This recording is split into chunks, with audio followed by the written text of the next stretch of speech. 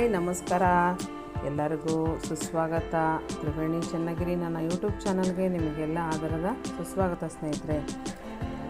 ಇವತ್ತು ನಾನು ತುಂಬ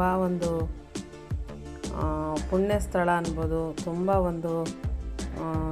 ಏನೇ ಕಷ್ಟ ನಮ್ಮ ಜೀವನದಲ್ಲಿ, ಏನೇ ನೋವು, ಏನೇ ಸಮಸ್ಯೆ ಆಗಿದ್ರೂ ಸಹ ಪರಿಹಾರ ಮಾಡ್ತಕ್ಕಂಥ ಶ್ರೀ ಕೊಡದಗುಡ್ಡದ ವೀರಭದ್ರೇಶ್ವರ ಗುರುಗಳ ಹತ್ರ ಇವತ್ತು ಹೋಗೋಣ ಬನ್ನಿ. ಎಲ್ಲರೂ ನಿಮಗೆ ತೋರಿಸ್ತೀನಿ.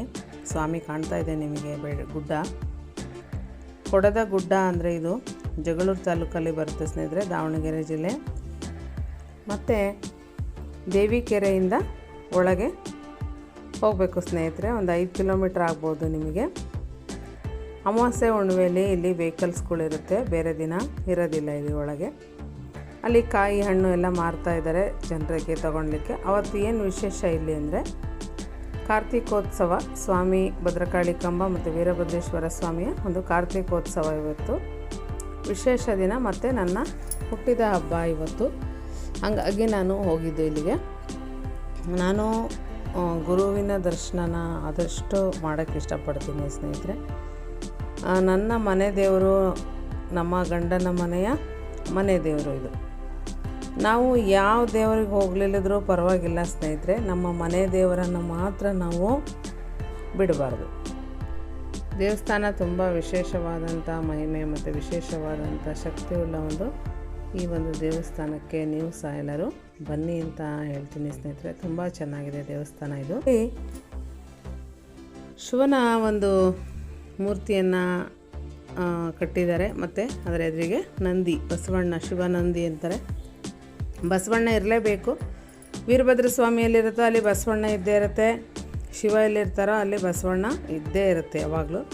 ಇಲ್ಲಿ ಬರ್ತಾನೆ ನಮಗೆ ಈ ಶಿವನ ದೇವಸ್ಥಾನ, ಶಿವನ ಏನು ಕಟ್ಟಿದಾರಲ್ವ, ಶಿವನ ಮೂರ್ತಿಯನ್ನು, ಆ ಕೆಳಗೆ ನವಗ್ರಹಗಳನ್ನ ಪ್ರತಿಷ್ಠಾಪನೆ ಮಾಡಿದ್ದಾರೆ. ಇಲ್ಲಿ ನಮಗೆ ಮೊದಲಿಗೆ ನಮ್ಮ ವಿಘ್ನೇಶ್ವರ ಸ್ವಾಮಿ ಕಾಣ್ತಾ ಇದೆ ನೋಡಿ. ಪುಟ್ಟದಾಗಿ ಒಂದು ಗುಡಿಯನ್ನು ಕಟ್ಟಿದ್ದಾರೆ ನಮ್ಮ ವಿಘ್ನೇಶ್ವರ ಸ್ವಾಮಿಗೆ. ಅಲ್ಲಿ ಪೂಜೆ ಮಾಡ್ತಾಯಿದ್ರು ಒಬ್ಬರು. ನಾನು ಆಮೇಲಿಂದ ನಮಸ್ಕಾರ ಮಾಡಿ ಆಮೇಲೆ ಮತ್ತೆ ಬರೋಣ ಅಂತಂದೇಳಿ ಮತ್ತು ಈಗ ಹೋಗ್ತಾ ಇದ್ದೀವಿ. ನಾವು ಬೆಳಿಗ್ಗೆನೇ ಆದಷ್ಟು 6 ಗಂಟೆ 6:30 ಅಷ್ಟೊತ್ತಿಗೆ ನಾವು ಮನೆಯಲ್ಲಿ ಸ್ನಾನ ಮತ್ತು ನಮ್ಮ ಗಾಡಿ ಪೂಜೆ ಎಲ್ಲ ಮುಗಿಸ್ಕೊಂಡು ಹೊಂಟಿದ್ದು ಸ್ನೇಹಿತರೆ. ಟೀ ಕುಡಿದು ಬಂದಿದ್ವಿ. ಕಾಫಿ ಟೀ ಏನಾದರೂ ಈ ಬೆಳಿಗ್ಗೆ ಕುಡಿದು ಇಲ್ಲಿ ಬಂದುಬಿಡ್ತೀವಿ ಸ್ನೇಹಿತರೆ. ನಾವು ಅಲ್ಲಿ ಏನು ತಿಂಡಿ ತಿನ್ನಲ್ಲ. ಗುಡ್ಡ ಹತ್ತಿ ಬಂದು ಆಮೇಲೆ ಕೆಳಗೆ ನಾವು ತಿನ್ನೋದು. ತಿಂಡಿ ಏನಾದರೂ ಇದ್ದರೆ ನಾವು ತಿಂಡಿ ತಿಂದು ಮಾತ್ರ ದೇವಸ್ಥಾನಕ್ಕೆ ಹೋಗಲ್ಲ. ನಾನು ನಮ್ಮ ಮನೆಯಲ್ಲಿ ಮಾತ್ರ ಇದನ್ನ ಫಾಲೋ ಮಾಡ್ತೀನಿ ಸ್ನೇಹಿತರೆ. ನಾನು ಇಲ್ಲಿ ನೋಡಿ ಸ್ನೇಹಿತರೆ, ಜನರಿಗೆ ತೊಂದರೆ ಆಗಬಾರ್ದು, ಮಳೆ ಬಂದರೆ ತೊಯ್ಯಬಾರ್ದು ಅಂತೇಳಿ ಎಷ್ಟು ಚೆನ್ನಾಗಿ ವ್ಯವಸ್ಥೆ ಮಾಡಿದ್ದಾರೆ. ಮೆಟ್ಲುಗಳನ್ನು ಪೂಜೆ ಮಾಡ್ತಾರೆ ಕೆಲವರು ಭಕ್ತರು. ಕೆಲವರು ಅಲ್ಲಿ ಹೆಣ್ಮಕ್ಳು ಮದುವೆ ಆಗಲಿಲ್ದವರು ಸಹ ಮಾಡ್ತಾಯಿದ್ರು. ಅಲ್ಲಿ ಅರಿಶಿನ ಕುಂಕುಮನ ಇಡ್ತಾಯಿದ್ರು. ಆಮೇಲೆ ರಾಯಚೂರು, ಮಾನ್ವಿ, ಬೇರೆ ಬೇರೆ ರಾಜ್ಯ ಮತ್ತು ಬೇರೆ ಬೇರೆ ಇದರಿಂದನೂ ಸಹ ಊರುಗಳಿಂದ ಇಲ್ಲಿ ಬರ್ತಾರೆ. ಅಲ್ಲಿ ಭಕ್ತರು ಸಿಕ್ಕಿದ್ರು ನಾನು ನನ್ನ ಅನುಭವನ ನಾನು ಹೇಳಬೇಕು ಅಂದರೆ, ಇಲ್ಲಿ ಸುಮಾರು ನನಗೆ ಹುಷಾರಿಲ್ದಾಗ ಎಲ್ಲ ನನಗೆ ಭಾಳ ಆಪ್ರೇಷನ್ ಆಗಿ ತುಂಬ ನರಳಿದ್ದೀನಿ ಸ್ನೇಹಿತರೆ. ಈ ಸ್ವಾಮಿ ನನಗೆ ತುಂಬ ಅನುಗ್ರಹ ಮಾಡಿದೆ ಅಂತ ಹೇಳ್ಬೋದು. ನನಗೆ ಇವತ್ತು ನಾನು ತುಂಬ ನೋವಲ್ಲಿ ಬದುಕಿ ಬಂದಿದ್ದೀನಿ ಅಂದರೆ ಈ ಸ್ವಾಮಿ ಕಾರಣ ಅಂತ ನಾನು ಹೇಳ್ತೀನಿ. ನನ್ನ ಅನುಭವ ಹೇಳ್ತೀನಿ ಸ್ನೇಹಿತರೆ, ಬೇರೆ ವಿಷಯ ನನಗೆ ಗೊತ್ತಿಲ್ಲ. ಆದರೆ ನಾನು ನಿಜನೇ ಹೇಳ್ತೀನಿ. ನಾನು ಯೂಟ್ಯೂಬಲ್ಲಿ ಸುಳ್ಳು ಹೇಳೋದ್ರಿಂದ ನನಗೇನು ಸಾಧನೆ ಮಾಡೋ ಅವಶ್ಯಕತೆ ಇಲ್ಲ. ಭಗವಂತ ನನಗೆ ಎಲ್ಲ ಅದು ಕೊಟ್ಟಿದ್ದಾನೆ ಸ್ನೇಹಿತರೆ. ನಾನು ನಿಮ್ಮ ಹತ್ರ ಸುಳ್ಳು ಹೇಳಿ ನನಗೇನೂ ಆಗಬೇಕಾಗಿಲ್ಲ ಇಲ್ಲಿ. ಆದರೆ ಈ ಸ್ವಾಮಿಯ ದರ್ಶನ ಈ ಸ್ವಾಮಿ ನನಗೆ ಮರುಜನ್ಮ ಕೊಟ್ಟಿದ್ದಾರೆ ಅಂತ ಹೇಳ್ಬೋದು. ನಾನು ಮಾತ್ರ ನನ್ನ ಮನೆ ದೇವರನ್ನು ನಾನು ಯಾವತ್ತೂ ಬಿಡಲ್ಲ ಸ್ನೇಹಿತರೆ. ನನ್ನ ಮದುವೆ ಆದಾಗಿಂದನೂ ಸಹ ಈ ಸ್ವಾಮಿಯ ಪೂಜೆ, ಈ ಸ್ವಾಮಿಯ ಧ್ಯಾನ ಒಂದು ದಿನವೂ ನಾನು ಬಿಡೋದಿಲ್ಲ. ಸ್ವಾಮಿಯ ಒಂದು ಆಶೀರ್ವಾದ ನಮಗೆ ಎಲ್ಲರಿಗೂ ಬೇಕು.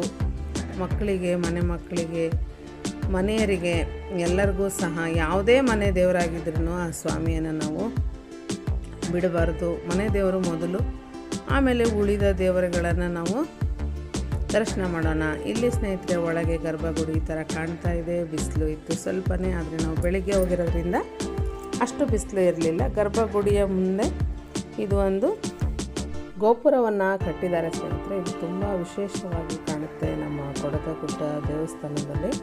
ಈ ಒಂದು ಮುಖ್ಯವಾದಂಥ ಗೋಪುರ ಏನಿದೆ ಎಲ್ಲರನ್ನೂ ತುಂಬ ಸೆಳೆಯುತ್ತೆ ಇದು. ಇಲ್ಲಿ ಮುಂದೆ ಸುಬ್ರಹ್ಮಣ್ಯ ಸ್ವಾಮಿಯನ್ನು ಪ್ರತಿಷ್ಠಾಪನೆ ಮಾಡಿದ್ದಾರೆ, ನಾಗದೇವತೆಗಳನ್ನು. ಇಲ್ಲೂ ಸಹ ನಮಸ್ಕಾರ ಮಾಡ್ಬೋದು ನಾವು.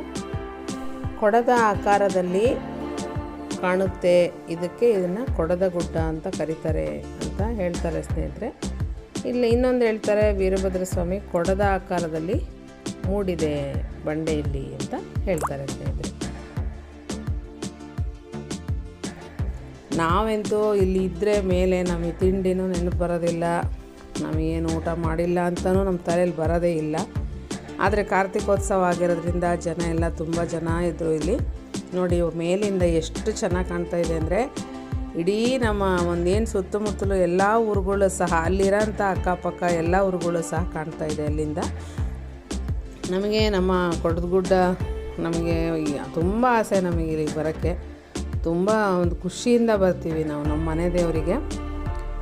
ನಮಗೆ ಇಲ್ಲಿ ಯಾವುದೇ ರಿಸ್ಟ್ರಿಕ್ಷನ್ ಇಲ್ಲ ಸ್ನೇಹಿತರೆ. ನಮಗಿಲ್ಲಿ ಹೋಗ್ರಿ ಅಂತ ಹೇಳಿದ್ರೆ ಯಾರೂ ಇಲ್ಲ ಅನ್ಬೋದು. ನಮಗೆ ಆರಾಮಾಗಿ ಇಲ್ಲಿ ಎಷ್ಟೊತ್ತಾದರೂ ಇರ್ಬೋದು ಸ್ನೇಹಿತರೆ. ನನಗಂತೂ ನಮ್ಮ ಕೊಡದಗುಡ್ಡ ತುಂಬ ಫೇವ್ರೆಟ್ ಪ್ಲೇಸು ನನಗೆ. ಮತ್ತು ನನಗೆ ಹೇಳಿದ್ನಲ್ಲ ಸ್ನೇಹಿತರೆ, ನಾನು ನಂಬಿರೋ ಅಂಥ ಒಂದು ತುಂಬ ಅಗಾಧವಾದ ಶಕ್ತಿ ಇದು. ಅಮ್ಮನೂ ಅಷ್ಟೇ, ನಮ್ಮ ಸ್ವಾಮಿನೂ ಅಷ್ಟೇ, ಇಬ್ಬರು ಅಷ್ಟೇ ನಮಗೆ. ಇಲ್ಲಿ ಇನ್ನೊಂದು ವಿಶೇಷ ಏನಂದರೆ, ಎಲ್ಲರೂ ವೀರಭದ್ರ ಸ್ವಾಮಿ ಜೊತೆಗೆ ದೇವಿ ಇರೋದಿಲ್ಲ, ಹೆಂಡತಿ ಇರೋದಿಲ್ಲ. ಸ್ವಾಮಿನೇ ಸಪ್ರೇಟಾಗಿ ಕಟ್ಟಿರ್ತಾರೆ. ದೇವಸ್ಥಾನ ಹೆಂಡತಿ ಭದ್ರಕಾಳಿ ಕಂಬ ದೇವಿನೇ ಬೇರೆ ಕಡೆ ಇರುತ್ತೆ ಅಂತ ಹೇಳ್ತಾರೆ. ಇಲ್ಲೂ ಸಹ ನೋಡಿ, ಮುಖ್ಯ ದೇವಸ್ಥಾನದ ಎದುರಿಗೆ ನಂದಿನೂ ಸಹ ಹಾಕಿದ್ದಾರೆ, ಅಲ್ಲಿ ಇಟ್ಟಿದ್ದಾರೆ ನಂದಿನ. ಈಗ ದೇವಸ್ಥಾನದೊಳಗೆ ಬಂದೆ ಸ್ನೇಹಿತರೆ. ಈಗ ನಿಮ್ಗೆ ಹೇಳ್ತಾ ಇದ್ದೆ ನಾನು, ಇಲ್ಲಿ ಜಾಗದ ಒಂದು ಕೊರತೆ ಇರೋದ್ರಿಂದ ಅವರು ಭದ್ರಕಾಳಿ ಕಂಬ ದೇವಸ್ಥಾನನ ಕೆಳ ಕಟ್ಟಿದ್ದಾರೆ ಅಂತ ಹೇಳಿದ್ದು. ದೇವಸ್ಥಾನದಲ್ಲೇ ನನಗೆ ಇದನ್ನ ಹೇಳಿದ್ದು ಸ್ನೇಹಿತರೆ. ಮತ್ತು ನನಗಿದ್ರ ಬಗ್ಗೆ ಬೇರೆ ವಿಷಯ ಗೊತ್ತಿಲ್ಲ. ಒಳಗೆ ಈ ಥರ ಕಾಣ್ತಾ ಇದೆ ನಮ್ಮ ವೀರಭದ್ರ ಸ್ವಾಮಿ ದೇವಸ್ಥಾನ. ಓಂ ನಮಃ ಶಿವಾಯ ಅಂತ ಬೋರ್ಡ್ ಹಾಕಿದ್ದಾರೆ. ಇದು ಉತ್ಸವ ಮೂರ್ತಿ. ಇಲ್ಲಿ ಅಪ್ಪಣೆ ಏನಾದರೂ ಕೇಳೋರು ಏನಾದರೂ ಪಾಲ್ಕಿಯಲ್ಲಿ ಸ್ವಾಮಿನ ಕೂರಿಸ್ತಾರೆ. ಇದು ಪಾಲ್ಕಿಯಲ್ಲಿ ಕೂರೋಂಥ ಸ್ವಾಮಿ. ಕೆಳಗೆ ಆವಿಗೆಯನ್ನು ಇಟ್ಟಿದ್ದಾರೆ, ಅಂದರೆ ಪಾದುಕೆಗಳನ್ನು ಇಟ್ಟಿದ್ದಾರೆ. ಅಲ್ಲೂ ಸಹ ನಂದಿಯನ್ನು ಇಟ್ಟಿದ್ದಾರೆ, ತೊಟ್ಲು ಥರ. ಇದನ್ನು ಅದಕ್ಕದೇ ಅವರು ಇದನ್ನು ಅಡ್ಜಸ್ಟ್ಮೆಂಟ್ ಮಾಡಿದ್ದಾರೆ. ಅದು ತೂಗ್ತಾ ಇರುತ್ತೆ. ತುಂಬ ಖುಷಿ ಆಗುತ್ತೆ ನೋಡೋಕ್ಕೆ. ಒಳಗೆ ನೋಡಿ ಜನ ತುಂಬ, ಅವತ್ತು ಕಾರ್ತಿಕ ಇರೋದ್ರಿಂದ ತುಂಬ ಜನ ಇದ್ದರು. ಕೆಳಗೆ ಪ್ರಸಾದದ ವ್ಯವಸ್ಥೆನೂ ಸಹ ಇರುತ್ತೆ. ನಾನು ಹುಣ್ಣಿಮೆ ದಿವಸ ಹೋಗಿದ್ದು ಸ್ನೇಹಿತರೆ ಇಲ್ಲಿಗೆ. ನನ್ನ ಒಂದು ಹುಟ್ಟಿದ ಹಬ್ಬದ ದಿನವೇ ಹುಣ್ಣಿಮೆ ಬಂದಿತ್ತು, ಹಂಗಾಗಿ ನಾನು ಇಲ್ಲಿಗೆ ಬಂದಿದ್ದು.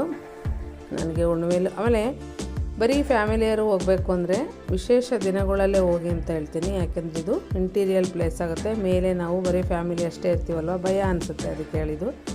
ಇಲ್ಲಿ ಪೂಜೆ ಮಾಡೋರು ಇರೋದಿಲ್ಲ ಅವಾಗ. ನೋಡಿ ಸ್ವಾಮಿ ಎಷ್ಟು ಚೆನ್ನಾಗಿ ಕಾಣ್ತಾ ಇದೆ, ಎಷ್ಟು ಕಳ ಕಾಣ್ತಾ ಇದೆ ನಮ್ಮ ವೀರಭದ್ರ ಸ್ವಾಮಿ. ಇದು ಯಾರು ಪ್ರತಿಷ್ಠಾಪನೆ ಮಾಡಿರೋ ದೇವಸ್ಥಾನ ಅಲ್ಲ ಸ್ನೇಹಿತರೆ. ಇದು ಬಂಡೆಯಲ್ಲಿ ಒಡೆದು ಮೂಡಿರೋದು. ಕೊಡದ ಗುಡ್ಡದ ವೀರಭದ್ರೇಶ್ವರ ಅಂದರೆ ಅಲ್ಲಿ ಬಂಡೆ ಇದೆ, ಅದರಲ್ಲಿ ಒಡೆದು ಅದಕ್ಕದೇ ಉದ್ಭವ ಆಗಿರೋಂಥ ಸ್ವಾಮಿ ಅಂತ ಹೇಳ್ತಾರೆ ಇದನ್ನ. ತುಂಬ ಒಂದು ಪ್ರಸಿದ್ಧಿ ಇರೋ ಗುರು ಇದು. ಇಲ್ಲಿ ಬನ್ನಿ, ನಿಮ್ಮ ಕಷ್ಟ, ನಿಮ್ಮ ನೋವು, ನಿಮ್ಮ ದುಃಖ ಏನೇ ಇದ್ರೂ ಅವ್ರ ಬಗೆಹರಿಸ್ತಾರೆ ಅಂತ ಮಾತ್ರ ನಾನು ಹೇಳ್ತೀನಿ. ನನಗೆ ಇದ್ರ ಬಗ್ಗೆ ಬೇರೆ ಯಾವುದನ್ನು ನನಗೆ ಗೊತ್ತಿಲ್ಲ ಸ್ನೇಹಿತರೆ. ನನಗೆ ತಿಳಿದಿರೋ ಅಂಥದ್ದು, ನನಗೆ ಪ್ರತ್ಯಕ್ಷವಾಗಿ ನನಗೆ ಒಂದು ಒಳ್ಳೆಯದಾಗಿರೋದನ್ನು ನಾನು ನಿಮ್ಮ ಹತ್ರ ಹಂಚ್ಕೊಳೋಕ್ಕೆ ಇಷ್ಟಪಡ್ತೀನಿ ಅಷ್ಟೇ. ವೀರಭದ್ರೇಶ್ವರ ಗುರುಗಳು ತುಂಬ ನಿಮಗೆ ಕಷ್ಟಗಳನ್ನು, ನಿಮ್ಗೆ ಏನೇ ನೋವು ಇರ್ಬೋದು ಅವ್ರು ಪರಿಹಾರ ಮಾಡೇ ಮಾಡ್ತಾರೆ. ನೀವು ಇಲ್ಲಿಗೆ ಬಂದು ನನ್ನ ಜೀವನದ ಏಳು ಬೀಳು ಏನೇ ನೋವಿದ್ರೂ ನಾನು ಇಲ್ಲಿ ಅವ್ರ ಹತ್ರ ಹೇಳ್ಕೊತೀನಿ ಸ್ನೇಹಿತರೆ. ನಾನು ಇಲ್ಲಿ ಹೊರಗೆ ಬಂದ್ವಿ ನಾವು ಸ್ವಾಮಿ ದರ್ಶನ ತಗೊಂಡು.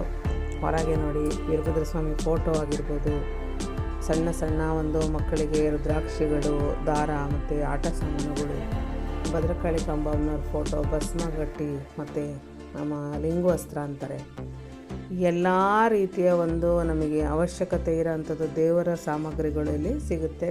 ದೇವಸ್ಥಾನಕ್ಕೆ ಆ ಒಂದು ಇರೋ ಅಂಥ ಒಂದು ಸಂಬಂಧಪಟ್ಟಂಥ ಎಲ್ಲ ವಸ್ತುಗಳು ಇಲ್ಲಿ ಸಿಗ್ತವೆ ನಮಗೆ. ಇಲ್ಲಿ ವೀರಭದ್ರ ಸ್ವಾಮಿಯ ಒಂದು ಅಭಿಷೇಕವನ್ನು ಮಾಡೋ ಅಂಥ ಮೂರ್ತಿ. ಇಲ್ಲೂ ಸಹ ರುದ್ರಾಭಿಷೇಕವನ್ನು ಮಾಡಿದ್ರು. ಅಲ್ಲಿ ನೋಡಿ ಎಲ್ಲ ಇಟ್ಟಿದ್ದಾರೆ ಅಲ್ಲೆಲ್ಲ ಜೊತೆಗೆ ಮಾಡ್ತಾನೆ ಇರ್ತಾರೆ ಸ್ನೇಹಿತರೆ. ಇಲ್ಲಿ ಪೂಜೆ ಅಂತೂ ನಡೀತಾನೆ ಇರುತ್ತೆ. ಅವತ್ತು ಅಮಾವಾಸ್ಯೆ ಹುಣ್ಣಿಮೆ ತುಂಬ ವಿಶೇಷ. ಇಲ್ಲಿ ನೀವು ಅಮಾವಾಸ್ಯೆ ಹುಣ್ಣಿಮೆಗೆ ಬರ್ಬೋದು ಸ್ನೇಹಿತರೆ, ಮತ್ತು ಬಾಕಿ ಟೈಮಲ್ಲಿ ಬಂದರೆ ಕಷ್ಟ ಆಗುತ್ತೆ, ಫ್ಯಾಮಿಲಿ ಅಷ್ಟೇ ಬಂದರೆ ಅಂತ ಹೇಳ್ತೀನಿ. ಇಲ್ಲಿ ಸ್ನೇಹಿತರೆ ನೋಡಿ, ಮೇಲಿಂದ ಈ ಕಡೆ ಪಕ್ಕದಲ್ಲೇ ಕೆಳಗೆ ಹೋಗಬೇಕು ನಾವು ಭದ್ರಕಾಳಿ ಕಂಬ ಅಮ್ಮನವರ ದರ್ಶನ ತಗೊಳ್ಲಿಕ್ಕೆ. ಇಲ್ಲಿ ಕೆಳಗೆ ಮಾಡಿದ್ದಾರೆ ಸ್ನೇಹಿತರೆ ಮೆಟ್ಲು. ಇಲ್ಲಿ ಕೆಳಗೆ ಇಳಿದು ಆಮೇಲೆ ನಾವು ಮೇಲಕ್ಕೆ ಬರಬೇಕಾಗುತ್ತೆ. ಈ ಭದ್ರಕಾಳಿ ಕಂಬ ಅಮ್ಮನವ್ರನ್ನ ನೋಡೋಕೆ ಹೋಗೋಕ್ಕೆ ಫಸ್ಟು ಇಳಿದು ಹೋಗಬೇಕು, ಆಮೇಲೆ ವಾಪಸ್ ಬರ್ಬೇಕಾದ್ರೆ ಹತ್ತಿ ಬರಬೇಕು ನಾವು. ಇಲ್ಲಿ ನೋಡಿ ಸ್ನೇಹಿತರೆ, ಮೇಲಿಂದ ಹೊಲಗಳು ತುಂಬ ಚೆನ್ನಾಗಿ ಕಾಣ್ತಾ ಇದ್ದಾವೆ. ಹಸಿರು ಎಲ್ಲಿರುತ್ತೋ ಅಲ್ಲಿ ನೋಡೋಕ್ಕೆ ಒಂದು ಸಂತೋಷ. ನನಗೆ ಈ ಥರ ಜಾಗಗಳು ಮೇಯ್ನಾಗಿ ನನಗೆ ಒಂದು ದೇವರ ಜಾಗಗಳೇನಿದೆ ಅದು ನನಗೆ ತುಂಬ ಇಷ್ಟ. ಅಲ್ಲಿಗೆ ಹೋಗೋಕ್ಕೆ ಇಷ್ಟಪಡ್ತೀನಿ ಹೊರತು ನನಗೆ ಬೇರೆ ಕಡೆ ಹೋಗೋಕ್ಕೆ ನನಗೆಲ್ಲೂ ಇಷ್ಟ ಆಗಲ್ಲ ಸ್ನೇಹಿತರೆ. ಇಲ್ಲಿ ಅಮ್ಮನವರು ದೇವಸ್ಥಾನ, ಅಮ್ಮನವರ ಗರ್ಭಗುಡಿ, ಭದ್ರಕಾಳಿ ಕಂಬ ಅಮ್ಮನವರ ಒಂದು ದೇವಾಲಯ. ಇದು ತುಂಬ ಚೆನ್ನಾಗಿದೆ ದೇವಸ್ಥಾನ.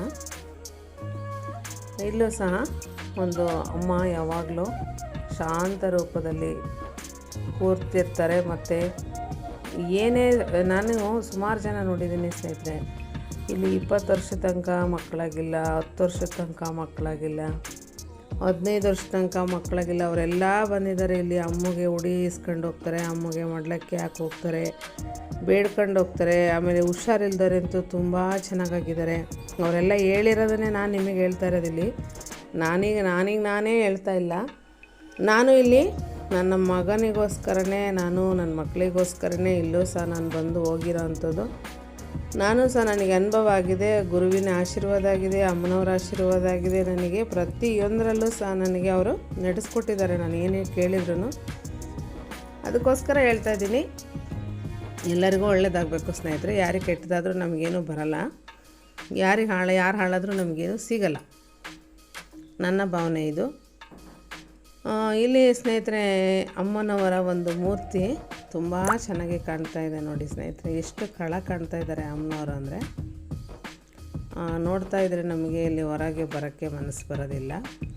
ತುಂಬ ಚೆನ್ನಾಗಿ ಪೂಜೆ ಮಾಡ್ತಾರೆ. ಇಲ್ಲಿ ಏನೇ ಹರಕೆಗಳಿದ್ರು, ಏನೇ ನೋವಿದ್ರು, ಏನೇ ಕಷ್ಟ ಇದ್ದರು, ಯಾವುದೇ ಸಮಸ್ಯೆ ಇದ್ದರೂ ಅಮ್ಮನವರು ಮತ್ತು ನಮ್ಮ ವೀರಭದ್ರ ಸ್ವಾಮಿಯವರು ಇಬ್ಬರೂ ಸಹ ಪರಿಹಾರ ಮಾಡ್ತಾರೆ ಸ್ನೇಹಿತರೆ. ನಿಮಗೆ ಏನೇ ಕಷ್ಟ ಇದ್ದರೂ ಬನ್ನಿ ಅಂತ ಹೇಳ್ತೀನಿ. ನಾನು ತುಂಬ ಸಂತೋಷವಾಗಿ ಹೇಳ್ತೀನಿ ಈ ಮಾತನ್ನು.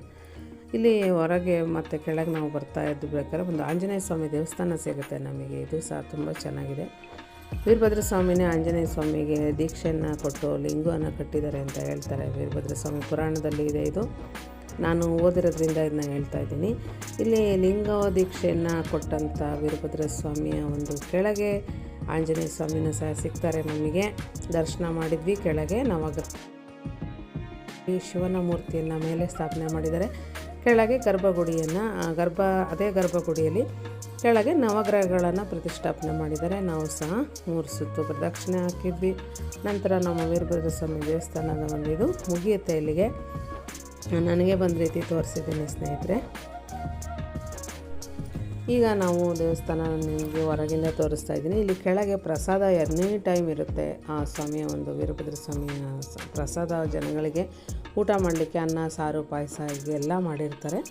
ನಾವಿವತ್ತಿಲ್ಲಿ ಕೆಳಗೆ ಮೆಣಸಿನ್ಕಾಯಿ ಬೋಂಡ ಮತ್ತು ಆಂಬೊಡೆ ಬಿಸಿ ಬಿಸಿ ಮಂಡಕ್ಕಿ ಮಾಡಿದರು. ಹಂಗಾಗಿ ಬಂದಿದ್ದು ನಾವು ಹೋಗಲಿಲ್ಲ ಪ್ರಸಾದಕ್ಕೆ ಸ್ನೇಹಿತರೆ.